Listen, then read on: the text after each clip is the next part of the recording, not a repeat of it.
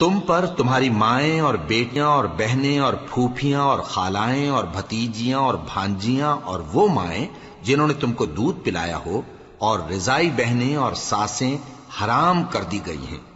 اور جن عورتوں سے تم خلوت کر چکے ہو ان کی لڑکیاں جنہیں تم پرورش کرتے ہو وہ بھی تم پر حرام ہیں۔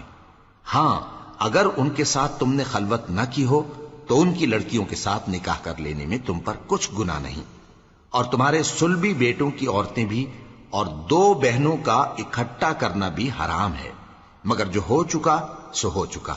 بے شک اللہ بخشنے والا ہے، بڑا مہربان ہے۔ اور شوہر والی عورتیں بھی تم پر حرام ہیں مگر وہ جو قید ہو کر باندیوں کے طور پر تمہارے قبضے میں آ جائیں۔ یہ حکم اللہ نے تم کو لکھ دیا ہے، اور ان محرمات کے سوا دوسری عورتیں تم کو حلال ہیں، اس طرح سے کہ مال خرچ کر کے ان سے نکاح کر لو، بشرطے کہ نکاح سے مقصود عفت قائم رکھنا ہو، نہ کہ شہوت پرستی۔ تو جن عورتوں سے تم لطف اندوز ہوئے ان کا مہر جو مقرر کیا ہو ادا کر دو، اور اگر مقرر کرنے کے بعد آپس کی رضامندی سے مہر میں کمی بیشی کر لو تو تم پر کچھ گناہ نہیں،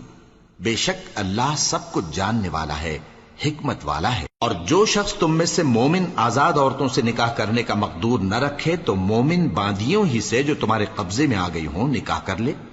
اور اللہ تمہارے ایمان کو اچھی طرح جانتا ہے۔ تم آپس میں ایک دوسرے کے ہم جنس ہو، پھر ان لونڈیوں کے ساتھ ان کے مالکوں سے اجازت حاصل کر کے نکاح کر لو، اور دستور کے مطابق ان کا مہر بھی ادا کر دو، بشرطے کہ وہ پاک دامن ہوں،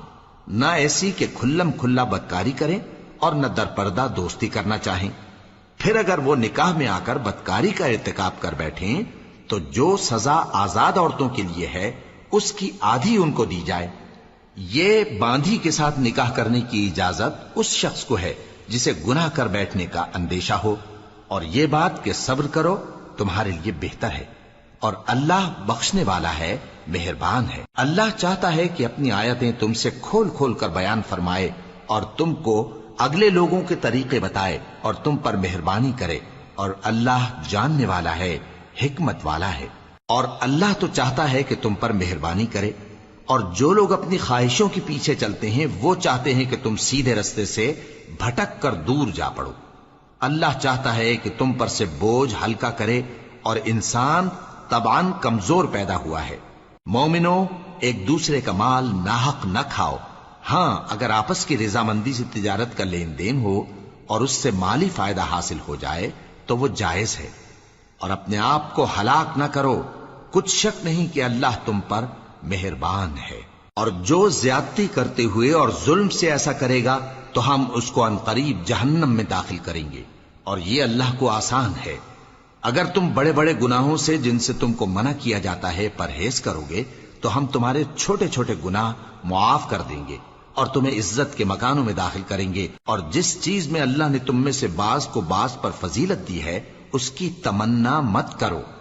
مردوں کو ان کاموں کا ثواب ہے جو انہوں نے کیے، اور عورتوں کو ان کاموں کا ثواب ہے جو انہوں نے کیے، اور اللہ سے اس کا فضل و کرم مانگتے رہو، کچھ شک نہیں کہ اللہ ہر چیز سے واقف ہے۔